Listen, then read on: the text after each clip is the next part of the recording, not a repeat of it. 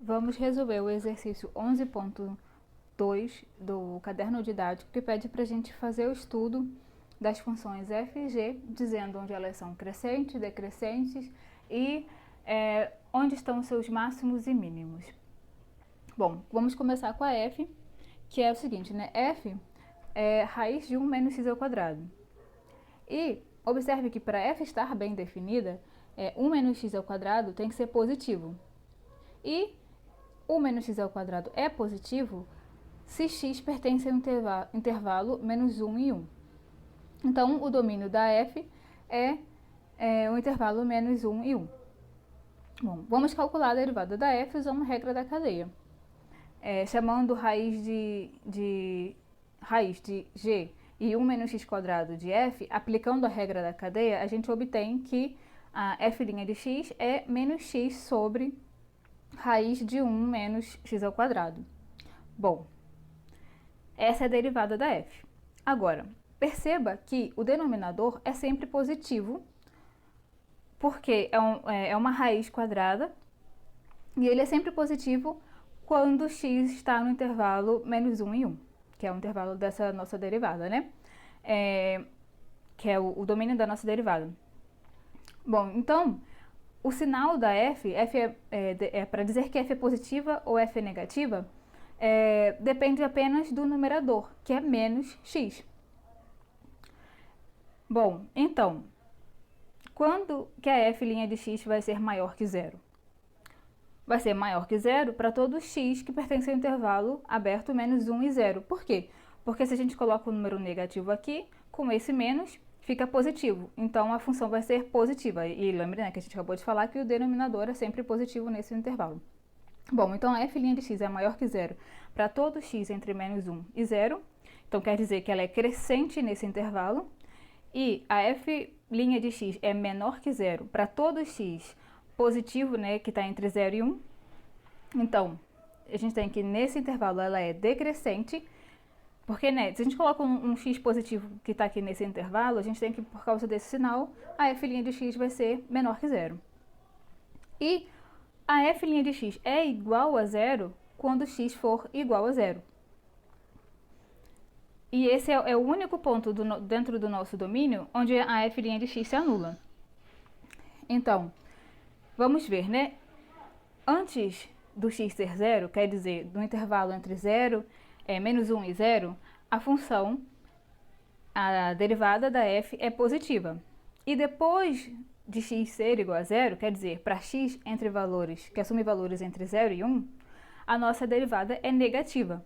Então, pelo critério de máximos e mínimos, a gente tem que o x igual a zero é um máximo local. Bom, porque antes do x ser zero, para valores de x antes de zero, a derivada é positiva, e para valores de x depois do zero, a derivada é negativa. Então, pelo critério de máximos e mínimos, o ponto x igual a zero é o máximo local. Isso a gente observa bem quando a gente vê o gráfico da f de x. Bom, o gráfico da f de x é esse aqui. E a gente nota que quando x é igual a zero, a f de x é igual a 1. E note que realmente esse ponto é um ponto de máximo local, porque antes do x ser zero, a função vem crescendo, né? E depois de x ser zero, que é nesse intervalo entre 0 e 1, a f de x vem decrescendo. Bom, observando o gráfico, a gente nota que o nosso estudo da função f está correto. Bom, vamos para o estudo da função g.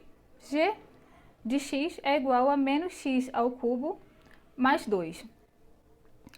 Bom, note aqui, para qualquer valor de x que a gente pega na reta, essa função está bem definida. Então, o domínio de g é a reta R. Calculando a derivada de g, a gente obtém que ela é igual a menos 3x ao quadrado. Por quê, né? Lembrando das regras de derivação, a gente tem que a derivada da soma é a soma das derivadas e a derivada de constantes é zero.